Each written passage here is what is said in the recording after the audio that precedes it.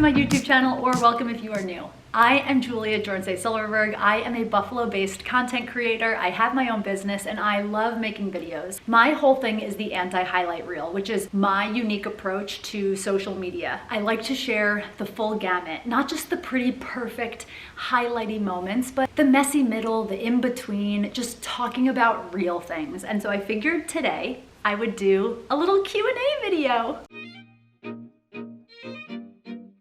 I have the cutie boy next to me. And so I figured this would be a fun little video to make. A little sit down Q&A answering your questions. I put up a little question box on Instagram and asked you guys to submit questions. And so I'm gonna start answering the questions that you guys have submitted. I'm super, super excited. And so let's dive into the Q&A. So like I said, I put something up on my Instagram and specifically asked you guys to ask me questions. I literally said, anything you guys want to know, let's do a completely unfiltered sit down Q&A. And so here are the questions that I got. So I am just going to answer these questions, give you my completely unfiltered answers, and we're just going to go right in the order that the questions came in. So the first question that I got is, when did you start your business? So I started my LLC in 2015, which actually I'm realizing, I'm like, oh my God, it is 2024. I've had my business now for nearly 9 years. It will be 9 years in September. So I started my business in 2015, and for the first year in my business, I operated alone. I was a solopreneur and was building my LLC just myself. I utilized some freelancers and stuff like that, but I started in 2015 just doing social media marketing services for businesses, mostly in Buffalo. And in 2016, when I had been doing and operating my business for about a year alone, my business had grown so much to the point that I got an offer from a local advertising agency for me to essentially join their agency, bring all of my clients with me and join as the social media director of that agency. And so I literally only operated my LLC for 1 year alone before I ended up taking an opportunity at an agency. And I worked at that agency for nearly 5 years before they had to let me go during the pandemic. Or maybe it was like 4.5 years. That I worked there, close to 5. And then right after leaving that job, I went and worked at another agency for 2.5, almost 3-ish years at an agency based in Ohio. And so despite the fact that I've had my LLC for nearly 9 years, I actually have not operated solo, focusing completely on my LLC since 2015 to 2016. So it has been really, really exciting for me, given that I left that second agency job in May 2023. Come May 2024, I will have been doing my LLC again for another full year, which is literally only the second full year that I've operated in my LLC and just solely focused on it. And so it just feels so good. I'm so proud of myself and just really proud as to how the business has grown over these years.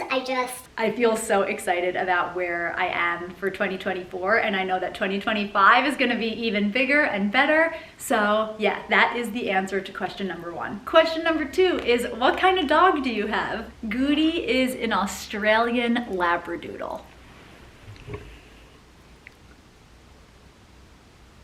He is so freaking cute, and if you guys have been watching my videos for a while, you guys know he is like my everything. I love this dog so much. He is so chill. As you can see, he's just sitting here chilling. He's such a good boy. He's a pretty selective listener, but he's really good. He never gets into things when Matt and I leave the house. He's so good with kids, with older people, with other dogs. He's just the absolute best. I love him so much. He is the best and sweetest temperament, and he is a mini Australian Labradoodle. So he is 35 pounds. He's not growing anymore. He's literally 3.5, so he's full grown, and I just think it's the perfect size for me to manage personally, but also to have in an apartment. So Goody is an Australian Labradoodle. So question number 3 is, when are you getting married? Eee! So if you guys saw the engagement vlog, I got engaged in the end of January, and Matt and I are super excited. We decided that we are going to get married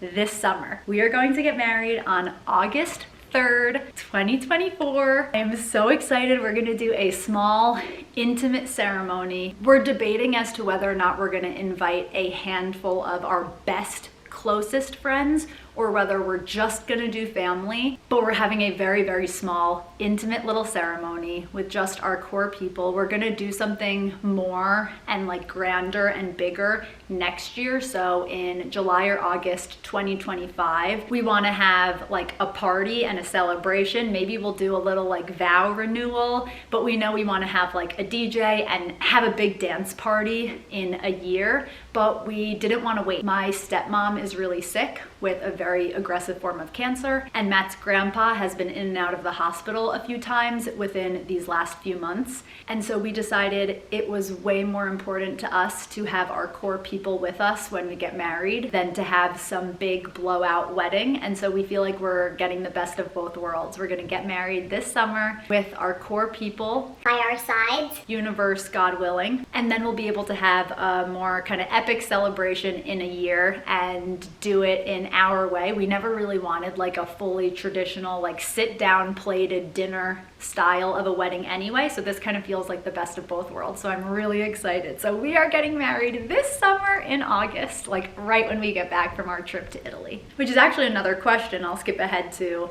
When are you guys going to Italy? So we are going to Italy from July 3rd, and we will be getting back on like July 15th. We already have our flight books. I just have to like double check, but we're going in July and we're going at the start. We're leaving on the 15th. We see Taylor Swift on the 13th of July in Milan. We are so excited. So that is the Italy trip. The next question is, what greens powder do you use? This came from one of my like Instagram followers who sees my like daily routine. I post a lot on Instagram. If you guys aren't following me there, go check it out. I posted a lot there of like behind the scenes kind of stuff, and if you guys don't know, now you know, I'm a big Athletic Greens supporter. I absolutely love AG1. It's amazing, and so that is the specific greens powder that I use in the mornings. So that was question 1, 2, 3, 4, 5, I think. I think we're on to number 6. So this next question is, where do you get your nails done? I get my nails done at a nail salon called Ivy and Duke. Ivy and Duke are the owners of the salon. Ivy and Duke, if you search them on Instagram, I'll actually pop their handle here. They are amazing. I see Duke and I just love him. They're so sweet, they're so nice, and they do the best freaking job. So that's where I get my nails done. And now I have 3 final questions. The next 3 questions are specifically about social media. So these came from my friend Jen, who is a creator and she's looking to grow. So the first question she asked is, how do you grow your followers on social media? And my answer to that would be to show up consistently and provide value. So if you want to grow your followers, you need to be posting content consistently and showing up in a regular cadence. That's going to be hugely important. And it's not enough to just post. If you're posting but it doesn't have value, or it doesn't inspire or motivate or entertain someone, they're not going to want to follow you. So it's not enough to just post consistently. You need to post consistently and provide value. That is going to be how you grow your followers online. So the next question that she asked is, how do you get more comfortable on camera? Honestly, the simple answer is practice being on camera. I have done talk to camera stuff for years, and the more that I do it, the more that I practice, the more that I sit in front of the camera and talk to you guys, the more comfortable I feel doing it.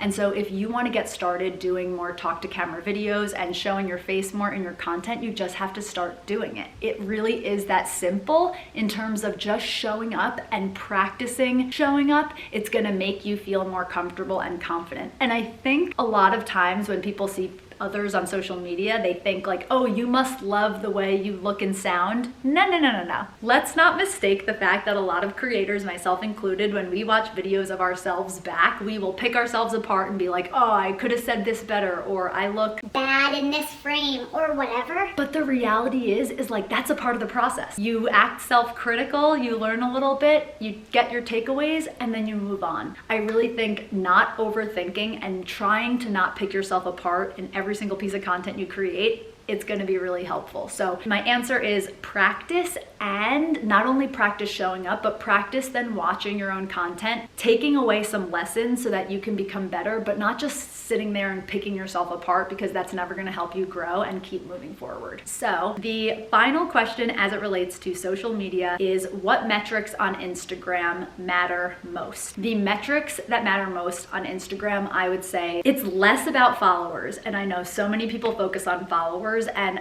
I'm not saying that followers don't matter at all, because they do. They do help to open doors with brand deals. They do help because every follower matters. But followers are not the be all end all. You don't need to have X number of followers in order to make sales. You don't need to have X number of followers to get brand deals. You don't need to have X number of followers to make an impact on social media, right? So focusing less on followers and focusing more on the metrics of engagement metrics. So likes are really easy, so I actually don't really focus on likes very much. I really focus on comments and saves and shares. So how many people are commenting on your content, and what are they commenting? You know what I mean? Like, are they commenting questions to want to learn more? Are they commenting and saying that they love the content or love the message you're putting out? Are they sharing your content with other people? Because that shows a lot. And are they saving your content? Meaning your content is so valuable that they want to be able to refer back to it later, so they are hitting the save button. Those are definitely the metrics to focus on. Those are the most important metrics on social media, and those are the metrics that, in my perspective, show that you're doing something right and that you're moving in the right direction. So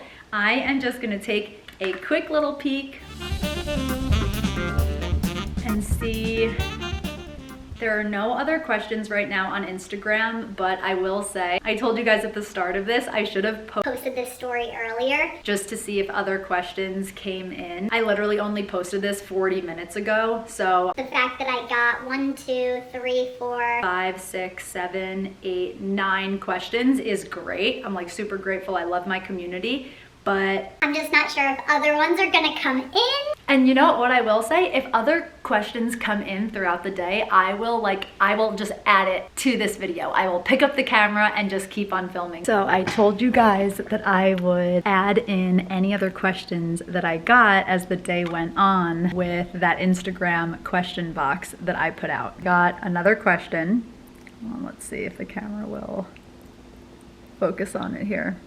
Okay, so it says, one thing you hate about gluten-free food. And I thought that that was a really good question. So I'm gonna say the one thing that I hate about gluten-free food is the price. It sucks to pay More for smaller portions. Most gluten-free food is a smaller, if you're getting like a gluten-free pasta dish, the box of pasta usually has less pasta in it than a traditional gluten box of pasta. If you're getting bread, the bread is probably literally smaller in size. So the fact that gluten-free food tends to be physically smaller, but it costs more, totally sucks. And I understand the reasoning, but it is definitely the thing that I hate most about gluten-free food, for sure. So I'm gonna end this video off here, but I'm gonna continue it if we get more questions that come in. So it is the next morning, but I woke up to more questions on Instagram, and so I wanted to answer them for you guys. 1, 2, 3, 4 more questions came in, and so I figured I would answer them for you guys. So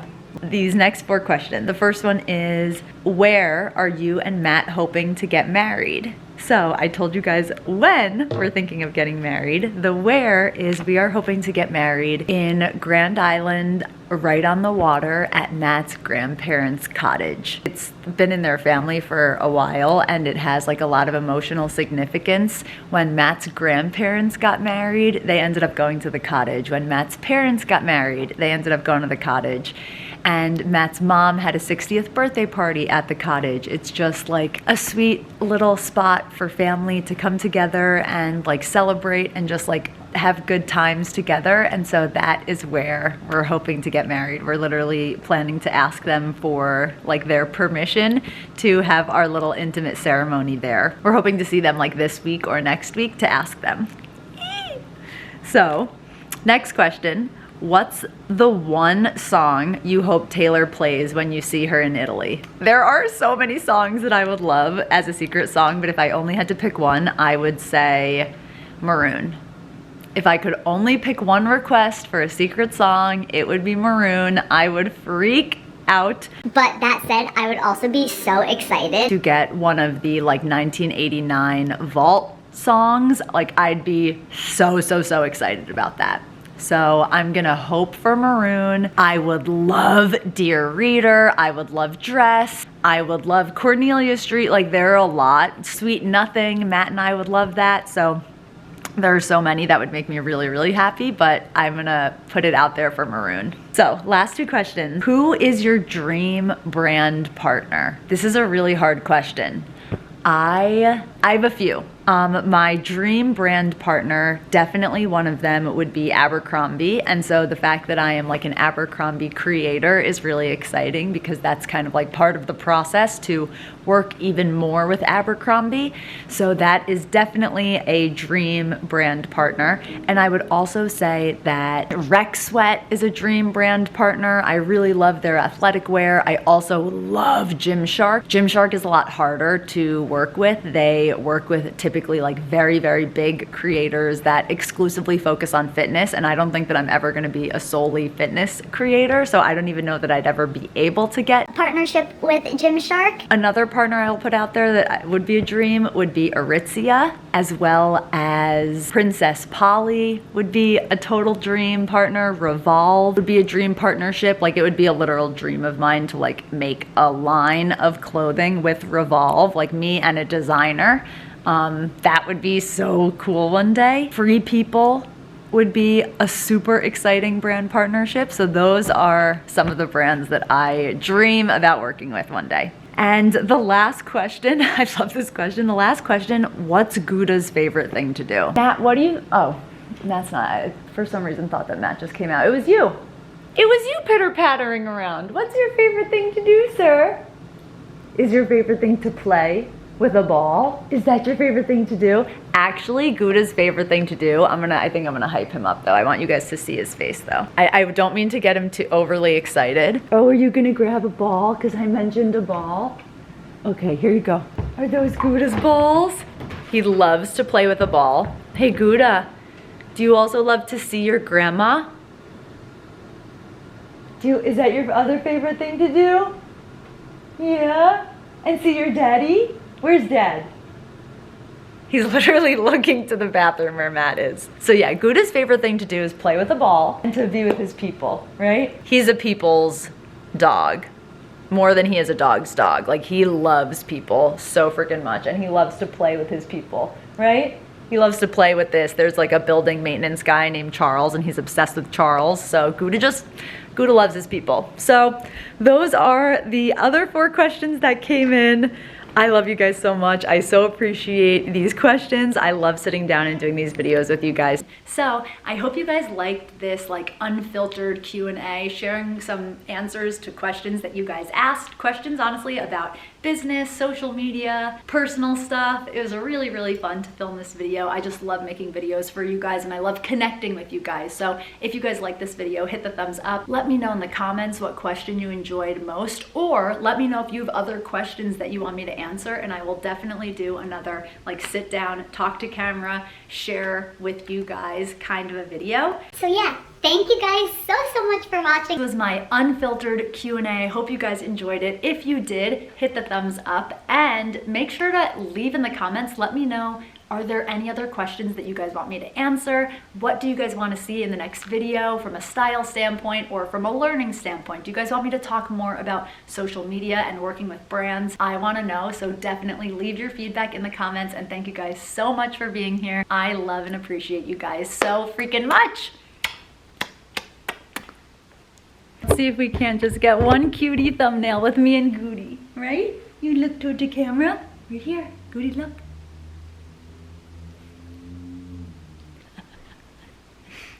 Turn your head.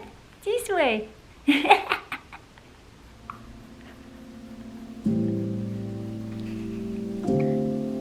You're back to laying down. Oh, you're a baby.